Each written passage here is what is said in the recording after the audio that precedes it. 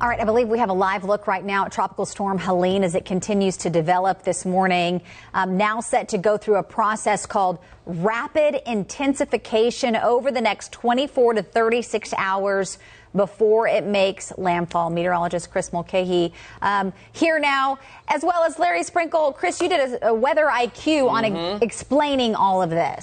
And it's going to be interesting here is because this is a very similar setup to what we had for Michael. Now, I'm not saying this is going to be Michael Category 5, but what happened with Michael is at the same spot, it was disorganized, but as soon as it hit the Gulf of Mexico, it had all the clear path to check all the boxes of what we call rapid intensification. Let's raise that weather IQ. During any given hurricane season, you're likely going to hear the term rapid intensification. So let's raise that weather IQ on what it is. Rapid intensification is when a tropical cyclone, so either a tropical depression, tropical storm, or hurricane, increases their maximum sustained wind speed by 35 miles per hour or more within a 24-hour period. That might not seem like a lot, but that 35 mile per hour boost could be the difference of 1 to 2 categories on the Saffir-Simpson scale. For example, a hurricane is a Category 2 with a sustained max wind of 100 miles per hour. A 35 mile per hour increase brings the sustained winds to 135. That's Category 4 and a similar peak to Hurricane Hugo. The ideal setup for rapid intensification is low wind shear, a tropical air mass without impeding dry air, and ocean temperatures above 80 degrees. But sea surface temperatures from 85 to 90 degrees are like jet fuel.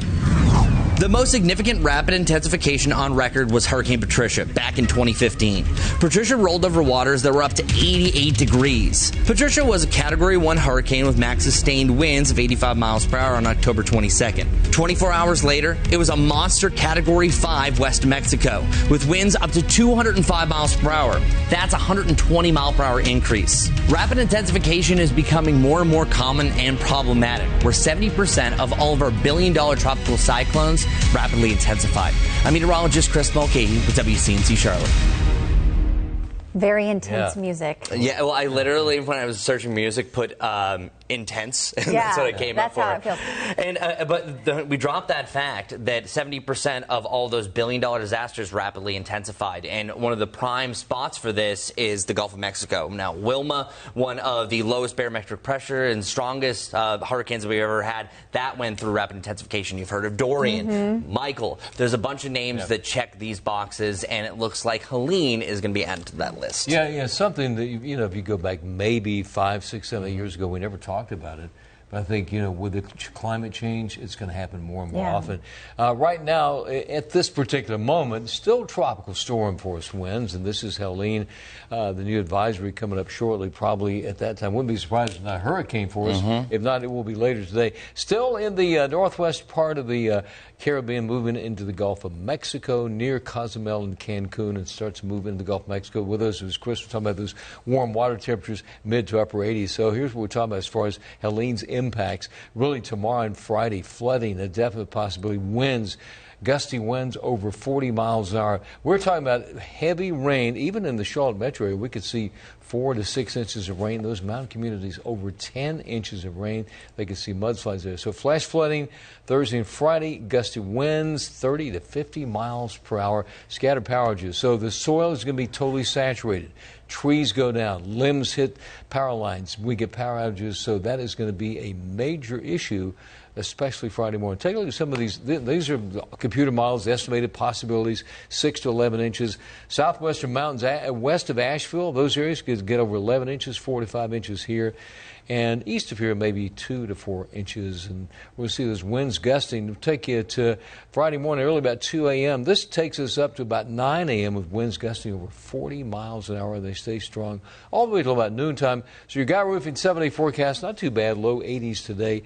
We are weather aware tomorrow, especially on Friday. Weekend, low 80s on Saturday and Sunday. All right.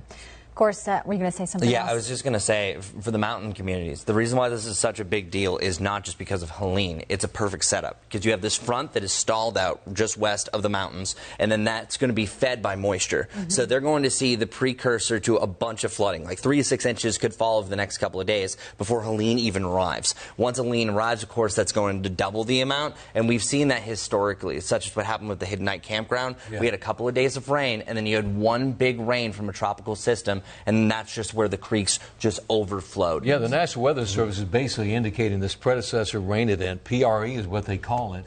Well, they're going to get maybe 5 to 6 inches of rain long before the hurricane hits. That's why there may be some areas get 15 inches of rain in the mountains. Yeah, so we know this is going to affect schools, your travel to work. Everything. So you can always download the WCNC Charlotte mobile app. We send you push alerts, everything you need to know. You can get the forecast there from our meteorologist.